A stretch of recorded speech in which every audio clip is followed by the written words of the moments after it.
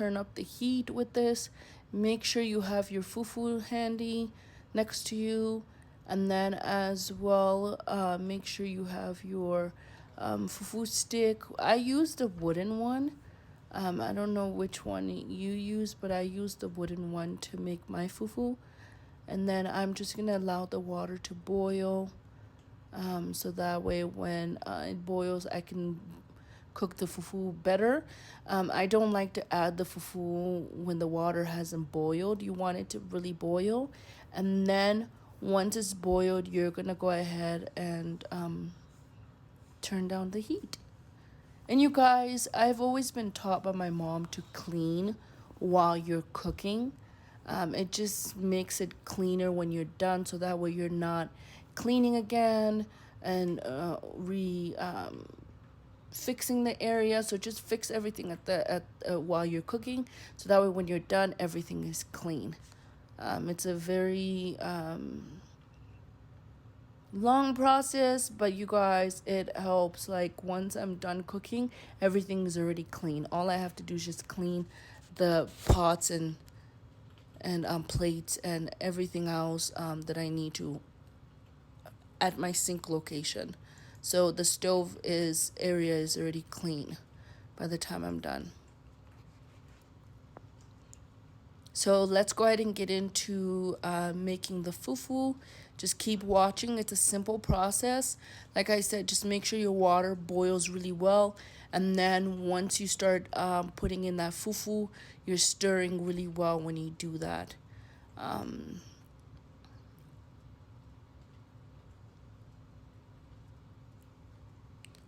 So this is the fufu stirring stick that I use.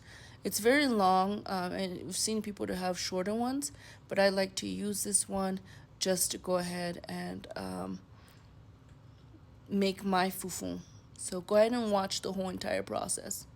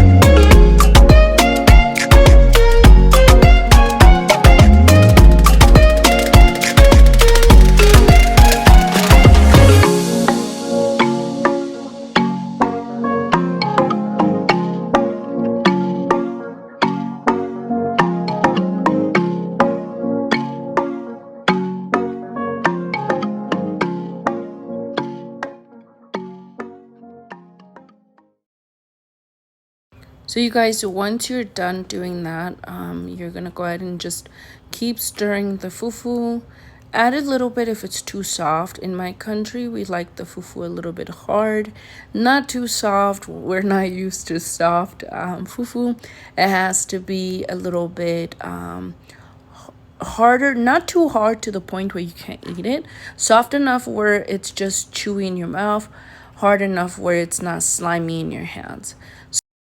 So what we're gonna do is we're gonna go ahead and get you can get anything to put under so that way the pot is not on the floor to burn your floor, but just so that way it keeps you protects your floor. And then you're gonna get both sides, and then you're just gonna tuck it in and make sure your feet are not burning as well, because you don't want your feet to burn. I've done that before, and it's not an exciting feeling. So you're gonna go ahead and keep going back and forth like this until the fufu is very blended in, because you don't want the bumps and then you don't want the white powder staying. So you guys continue to watch and keep pounding that fufu.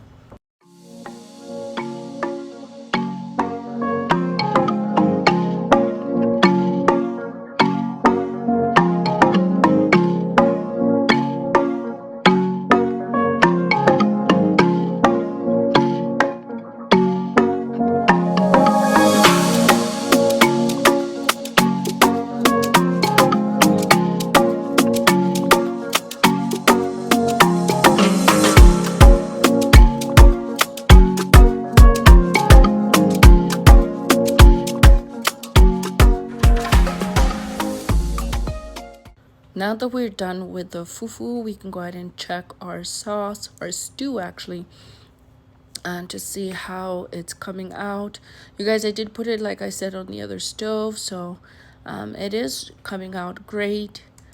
We want to let the meat boil really well. You don't want hard beef because it will hurt your teeth when you are eating it. So we want to make it as soft as possible. Plus, I like soft meat. My husband likes soft meat. We like soft meat. So we're going to go ahead and finish up here with this meat.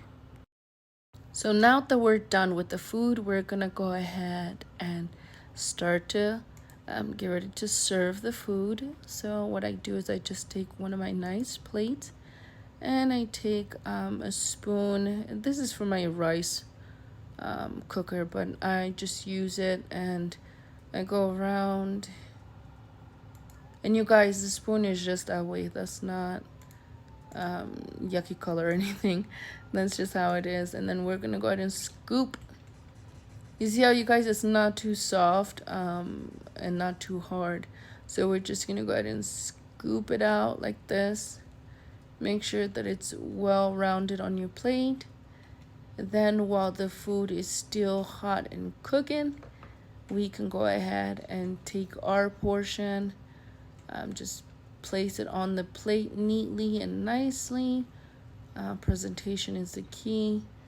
So we're just gonna go ahead and put as much as we can, because you want enough